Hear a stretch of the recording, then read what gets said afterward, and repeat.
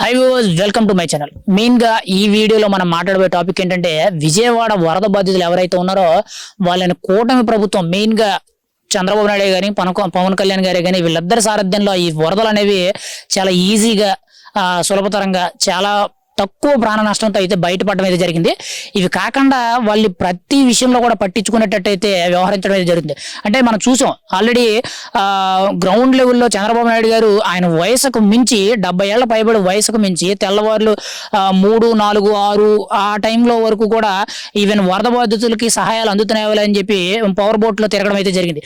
ఇది కాకుండా మెయిన్ గా వరదలు తగ్గిన తర్వాత వాళ్ళ ఇంటికి నీట్ గా ప్రభుత్వం తరపు నుంచి ఫైర్ సిబ్బంది వచ్చి వాళ్ళ ఇల్లుని వాళ్లే కడిగి నీట్ గా అప్పచెప్పడం కూడా జరిగింది. అది తర్వాత మెడికల్ క్యాంపులు అంటే ఇది కూడా మెడికల్ క్యాంపులు కండక్ట్ చేస్తూ అక్కడ ఏదైతే ఈ వరద ముంపు వల్ల వైరల్ ఫీవర్స్ ఎక్కువ వచ్చే అవకాశాలు ఉందో అక్కడ మెడికల్ క్యాంపులు పెట్టడం జరిగింది. ఆ తర్వాత కూడా మెయిన్ గా చూసుకుంటే ఆ ఏరియా ఏదైతే వరద ముంపు ప్రాంతం ఉందో ఆ ప్రాంతం అంతా కూడా బ్లీచింగ్ పిచికరీ అంటే ఓవరాల్ గా మొత్తం శానిటైజేషన్ చేయడం అయితే జరిగింది. ఇది కాకుండా కూడా ఇప్పుడు కొత్తగా మళ్ళీ చూసుకుంటే ప్రభుత్వం తరపు నుంచి ఏసీ టెక్నీషియన్స్ అని లేకపోతే బైక్ మెకానిక్ టెక్నీషియన్స్ అని పురమాయించి వాళ్ళ బళ్ళుని ప్రభుత్వం తరపు నుంచి ఎంప్లాయీస్ ని పంపించి వాళ్ళ దగ్గరుండి కూడా వాళ్లే బాగు చేయించుతున్నట్టు ఏం పోయినా కానీ వాళ్ళకి చూపించి కంప్లైంట్ రైజ్ చేస్తే ప్రభుత్వం తరపు నుంచే మనుషులు వచ్చి ఆ ఏసీలు కానీ రిఫ్రిజిరేటర్స్ కానీ లేకపోతే మెయిన్ గా ఈ వెహికల్స్ ఏవైతే ఉన్న కారు కానీ బైకులు కానీ ఏవైతే ఉన్నాయో అవి కూడా ప్రభుత్వం తరపు నుంచి ఫ్రీగా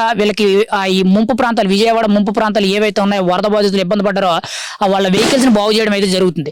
అంటే ఇక్కడ ప్రతి విషయంలో కూడా కూటమి ప్రభుత్వమే కానీ మెయిన్ గా చంద్రబాబు నాయుడు గారి పవన్ కళ్యాణ్ గారు కానీ ఎంత కీలకంగా వ్యవహరిస్తున్నారని మనం చూసుకోవచ్చు. గతంలో మనకి ఇంతటి బాగా పట్టించుకునేటట్టు మనకి ఎక్కడ లేదు. గత 5 ఏళ్ళలో ఎన్నోసారి వరదలు ఎంతో మంది ప్రాణాలకు పోతే కనీసం వాళ్ళకి పునరావాస కేంద్రాలు కూడా ఏర్పాటు చేయలేదు, కనీసం తినడానికి ఒక పులిహోర పొట్లం కూడా పంచలేదు.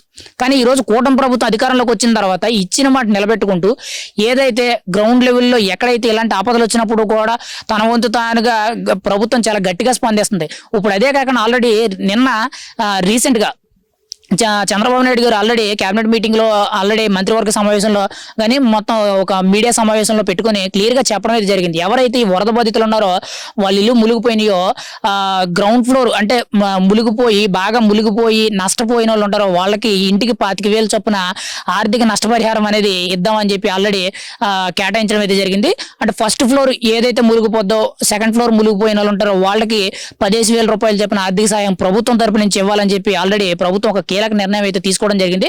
ఇది చాలా గొప్ప విషయం అని చెప్పుకోవాలి. ఎందుకంటే ఇక్కడ ప్రభుత్వం అనేది వాళ్ళకి ఈ వరదల సమయంలో ఎంత బాగా మనకి ఆదుకుందని మనం చూడాలి. ప్రతి ఒక్క విషయంలో కూడా వాళ్ళకి ఎన్డీఆర్ఎఫ్ బృందాలతో మాట్లాడి హెలికాప్టర్లు తీసుకొచ్చి వాళ్ళ ప్రాణాలు కాపాడమే కానీ వాటర్ని ఏదైతే బుడ మీద కట్ట దిగిపోయిందో ఆ కట్ట గండ్లు పూడ్చి వాటర్ని డైవర్ట్ చేయడమే కానీ మెయిన్ గా చూసుకుంటే ఆ ఏరియాలో ఫుడ్ డొనేషనే కానీ మెడికల్ క్యాంప్సే కానీ పాల ప్యాకెట్లే కానీ వాటర్ ప్యాకెట్లే కానీ బిర్యానీ పొట్లాలే కానీ ప్రతి ఒక్కటి కూడా ప్రభుత్వం తరపు నుంచి ఎంతైతే సహాయం అందిందో ప్రభుత్వం ఏదైతే ఒక మాట స్వచ్ఛందంగా ఎవరైనా వచ్చి సేవలు చేయాలనుకుంటే చేయవచ్చు అని చెప్పి అనౌన్స్మెంట్ చేసిందో అవి కూడా చాలా మంది కొన్ని టీడీపీ కార్యకర్తలు కానీ జనసేన కార్యకర్తలే మెయిన్ గా కానీ లేకపోతే ఇటు బీజేపీ కార్యకర్తలు కానీ లేకపోతే కొంతమంది సేవా కార్యక్రమాలు చేసే స్వచ్ఛంద ఎవరైతే సోషల్ వర్కర్స్ ఉన్నారో వీళ్ళు కూడా ప్రతి ఒక్కరు కూడా వాళ్ళ సొంత డబ్బులు ఖర్చు పెట్టుంటూ ఈ రోజు విజయవాడ వరద బాధితులకి కష్టాల్లో ఉన్న వాళ్ళందరికీ కూడా ఆదుకోవడం అయితే జరుగుతుంది. అంటే ఇక్కడ మెయిన్ గా చూసుకుంటే ఒక్క ప్రభుత్వం తీరు వల్ల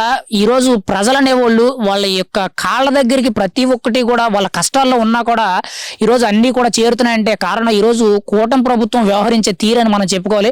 ఇన్ని ఫెసిలిటీస్ అయితే ఇప్పటి వరకు నేనైతే చూడలేదు. ఎందుకంటే గతంలో ఎన్నో వరదలు అయితే మేము చూసి హుదూ తుఫాన్ వచ్చినప్పుడు కూడా చూసాం. కానీ ఇప్పుడు ఏకంగా మరి ఏదైతే ఇంట్లో నష్టపోయిన రిపేర్ చేయవలసిన సామాన్లే కానీ లేకపోతే ఇంటింటికి ఆర్థిక సహాయం అందించడమే కానీ ఇంటింటికి నిత్యావసర సరుకులే కానీ మెడికల్ క్యాంప్సే కానీ లేకపోతే శానిటైజేషన్ కానీ ఈవెన్ వాళ్ళ ఇల్లును కూడా ప్రభుత్వ అధికారులు ఎవరైతే ఈ ఫైర్ సిబ్బంది ఫైర్ పోలీసులు ఎవరైతే ఉంటారో వాళ్ళు వచ్చి క్లీన్ చేయడమే కానీ ఇలాంటివన్నీ కూడా ప్రభుత్వం తరపు నుంచి జరగడం చాలా గొప్ప విషయంగా చెప్పుకోవాలి.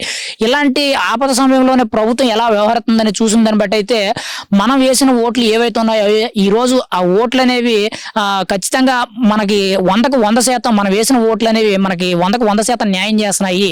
ఎక్కడా కూడా మనల్ని నిర్లక్ష్యంగా వదిలేదు. ప్రతి విషయంలో కూడా మనల్ని జాగ్రత్తగా పట్టించుకుంటూ మన వైపు అయితే మనల్ని చూసుకోవడం అయితే జరుగుతుందని అయితే మనం అయితే చెప్పుకోవచ్చు. మెయిన్ గా కూటమి ప్రభుత్వం ఈ రోజు అధికారంలో ఉండడం బట్టి వరద బాధితులు ఈ రోజు ప్రాణాలతో బయటపడ్డారని మనం అయితే చెప్పుకోవచ్చు.